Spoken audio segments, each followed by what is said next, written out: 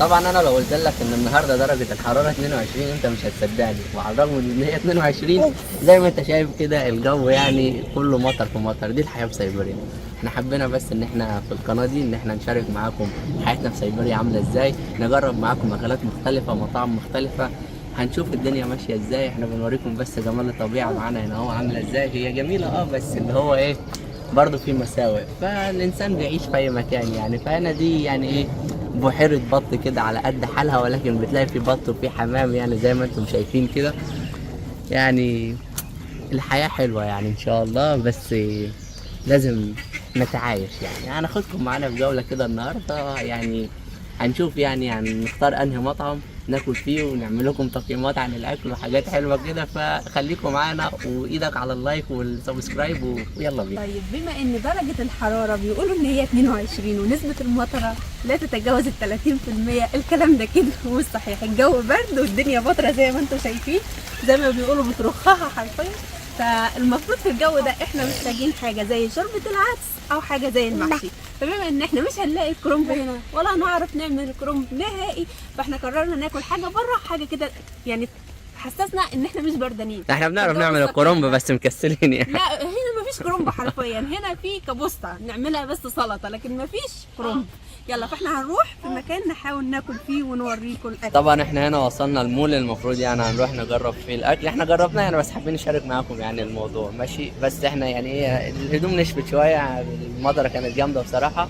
فالمول ده اسمه او ايديم زي ما هنا في روسيا بيقولوا عليه، ونحاول ان احنا نشارك معاكم بعض اللقطات يعني.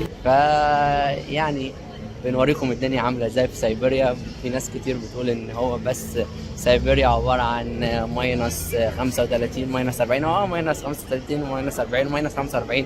انا عشت في الاجواء دي، ولكن يعني في حياه عادي يعني والدنيا ماشيه. انا دلوقتي عملنا الاوردر بتاعنا ومستنيين الاوردر يجي. طبعا في مطاعم شايفين هنا، طبعا ده مقاطعه احنا مالناش دعوه بيه. احنا طلبنا من فين يا سيمون؟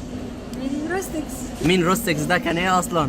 KFC. بس عشان احنا هنا في مقاطعه عملوه روستكس. فعشان كده احنا طلبنا من روستكس. وشايفينه ده اصلا كان KFC، وبسبب يعني اللي انتوا عارفينه يعني فهو اتغير لروستكس. فاحنا مش بنجيب اي حاجه وخلاص. فاحنا بعد ما نجيب الاكل هنعمل ايه؟ هناكل بس؟ لا هنقيم الاكل برضه. احنا يعني هنشوف هو هنا احتفلوا بينا لو سامعين الميوزك يا جماعه. هنا يعني مش بيكون طعمه حلو زي ما احنا متعودين عليه في مصر، بس يعني هي نعمه فالحمد لله عليها. ولكن احنا لو قلنا يعني اي تقييم كده ولا كده يكون يعني بسبب المطعم مش بسبب النعمه يعني بتاعت ربنا. فخليكم معانا. الاوردر بتاعنا وصل او صوتي عالي او وطي وقت ما بسبب الموسيقى لو انتوا سامعين. الاوردر هو حاجه بسيطه احنا طالبين علينا. فاول حاجه هي الباسكت دي، تمام يا جماعه؟ ده مش كنتاك، ده حاجه اسمها روستكس، دي حاجه في روسيا، تمام؟ مش كنتاك، احنا مقاطعه سينمائيه مش عايزين من كنتاك ولا اي حاجه. دي اول حاجه، تمام معانا؟ هفتحها دلوقتي معاكم ونشوف مكوناتها. فاحنا هنفتح، يلا. دي الحاجات اللي فيها. فاحنا ممكن نشوف يعني وينجز كله وينجز. هي كلها وينجز، احنا طالبين وينجز. دي عباره عن 12 وينجز ب 549 روبل، يعني تقسم على الاثنين هيطلع لك بالمصري تقريبا 250 جنيه مصري. يعني 250. انا ما اعرفش الاسعار دي حاليا في مصر هي اعلى في مصر ولا اقل، بس في مصر بيجي معاها كايزر فينو. هنا مفيش هنا اي حاجه بتطلبها لو كيس بتدفع فلوسه، تمام؟ فدي اول حاجه هي معانا. وتاني حاجه يا جماعه احنا طالبين سندوتشات هي بيسكس خالص. فهو ده السندوتش، تمام؟ فيلا نفتحه يعني هقول لكم مكوناته، تمام؟ ونحكم عليه لما ناكله.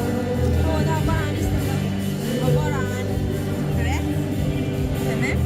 مايونيز وشويه سلطه حرفيا، يعني حاجه بسيطه خالص. السندوتش ده ثمنه 65 روبل يعني 30 جنيه مصري يعني. مصر 30. فانا اعتقد ان سعره كويس جدا بالمصري، يعني كويس. هو اكيد الكواليتي هنتكلم عليها بعدين، بس يعني كويس، تمام؟ احنا طالبين منه اعتقد 3 او 4 يعني لسه واحد. لا ده نوع مختلف غالبا ده الماريو. ده إكرامية الصحاب. ده حد من اصحابه غالبا شغال هناك او ايه. كرموا فيه يعني. ده فراخ، جبنه، فراخ تاني، مايونيز، وسلطه، الحاجات الخضراء يعني شكله البطاطس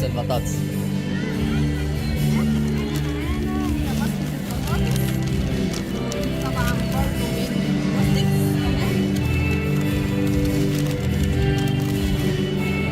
بطاطس عادية خالص.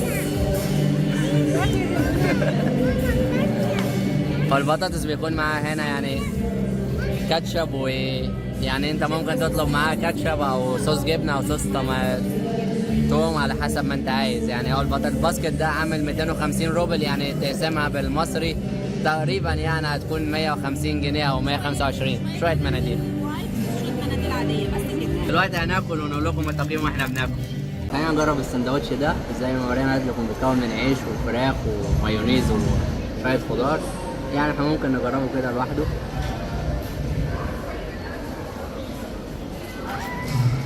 يعني على قد سعره بصراحة، يعني اللي هو ايه، هو 65 روبل. يعني 65 روبل دي مش حاجة اللي هي ايه، مش حاجة اللي هي كتيرة يعني في روسيا.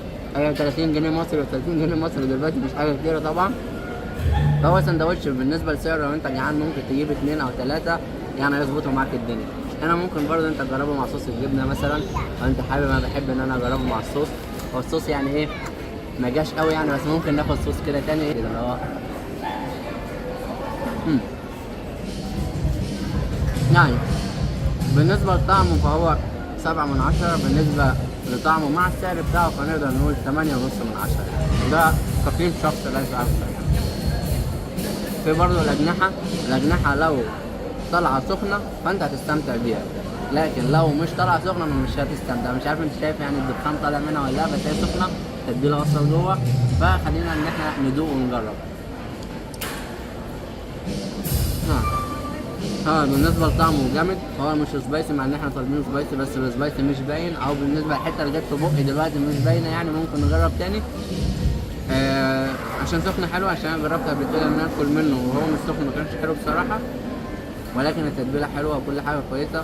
مش حراق قوي يعني زي مقارنه في مصر بيكون الاكل حراق فعلا، ولكن يعني طعمها حلو. ممكن برضه تجربها مع الجبنه بيكون طعمها حلو. فيعني ده كتقييم الشخصي. وننتقل على تقييم سمون ده. مش فاكر الصراحة. بالنسبة لي هو مش أكتر، بس مش عارفة مش حاسس ازاي. ولو انت أكلت يا مريانة هتحسي بشطة. بس هو نفس التقييم الصراحة، وعشان سخن فطعمه جميل. كم من 10 يعني؟ أعتقد برضو 8.5 أو خلينا ب8 بس. أو لأ، مقارنة بمرة قبل كده كان سيء للغاية، كان يديله 9. واصحابك اللي اكرموك. كتر ألف شكر. لما يكون ليك صاحب شغال في مكان رايح تجيب منه اكل، دي الفايده يا جماعه. طيب بصراحه انا من الناس اللي بتحب ايه فرنش فرايز، فاحنا هنجربها.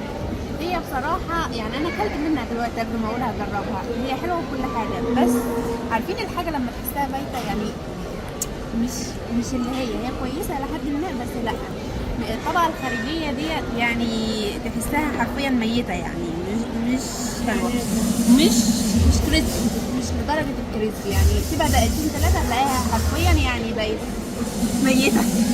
دي اول حاجه، بس الى حد ما كويسه يعني. ممكن اقول 7/10. تمام، مش حلوه قوي. بالنسبه بقى للفراخ فهنجرب الوينج. الطبقة الخارجية بصراحة يا جماعة كريسبي جدا.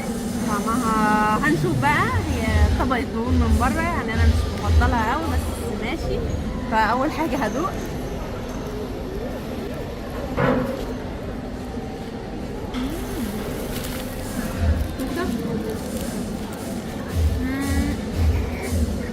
سبايسي. الطبقة الخارجية بالنسبة لي سبايسي، او بالنسبة لي يمكن عشان ماريو من الناس اللي بتحب ان الحاجه تكون سبايسي قوي، لكن انا بالنسبه لي هي سبايسي يعني. تمام، لو جينا وفتحنا الفراخ خلينا نشوف هل هي كويسه ام لا. بص هي الفراخ بصراحه بيضه تمام، ولو لاحظنا من هنا هنلاقي ان التتبيله داخله لجوه، فاعتقد لا هي كويسه. فانا بالنسبه لي يعني اديها 9.5/10. لا هي جامده يعني حلوه خالص. وبالنسبه للسندوتش بقى، بالنسبه للسندوتش يا جماعه قطعنا اكل. يلا ولا يهمك. بالنسبه للسندوتش سعره ممتاز حرفيا لاي حد مش معاه فلوس يعني زينا يجيب السندوتش السندوتش كويس. انا بالنسبه لي 2 بيشبعوا الشخص، لكن لو حد اكيل من 3 ل4 تمام. بالنسبه لي العيش بتاعه بصراحه يعني مش كويس، يعني العيش بتاعه من النوع اللي بس هو مناسب لسعره يعني. لكن بالنسبه للسعر ده ممتاز، لكن كجوده حاجه بتكلم عليها كجوده لا، العيش من النوع اللي بيتفرم، مش من النوع الحلو اللي ماسك نفسه كده.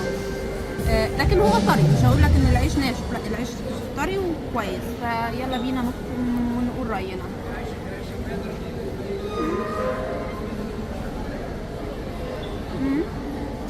كويس، الفراخ كويسه بالنسبه لي، مش كمان واحد يا اساس. تمام.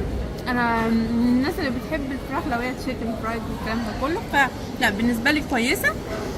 وبالنسبه لسعره وجودته مع بعض اديله 8.5/10، لكن لو هحكي على السعر بس اديله 10/10 حرفيا.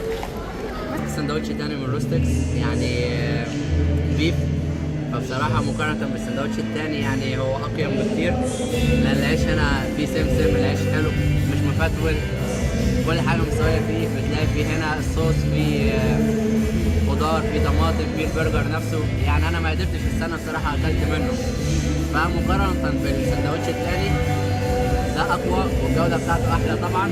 ولكن احنا كنا بنتكلم على السعر. بالنسبة للسعر التاني سعره كويس مناسب ليه، لكن ده غالي شوية، ولكن السعر بتاعه الغالي يعني يستحق ان هو يستحق السعر بتاعه. فكتقييم يعني بصراحة يعني 9/10. 9/10 ليه؟ عشان يعني ناقص شوية ملح.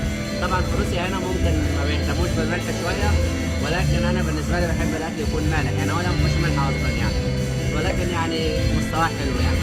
طيب هو سعره كان كام مثلا؟ في حدود الكام مصري؟ ده كومبو كان سعره 400 روبل، يعني 200 جنيه مصري. 400 روبل هنا يعني هي مش حاجه كبيره قوي ومش قليله قوي، يعني حاجه متوسطه. كان معاه بطاطس وبرده كان معاه حاجه ساقعه اللي هو كوكاكولا يعني، ولكن هنا مفيش كوكاكولا، اللي هي دوبري كولا يعني. بس انا حبيت ان انا اديلك مثال يعني زي ما انت شايف هنا مفيش كوكاكولا، هنا في براندز تاني خالص يعني كوكاكولا طبعا مقاطعه، ودي شركه روسيه اصلا يعني. بس كده وكده يا جماعه نكون وصلنا لاخر الفيديو. اتمنى الفيديو يكون عجبكم، واصور لكم فيديوهات تانيه كتير، وما تنساش تعمل لايك للفيديو واشتراك للقناه عشان تشجعنا، وسلام.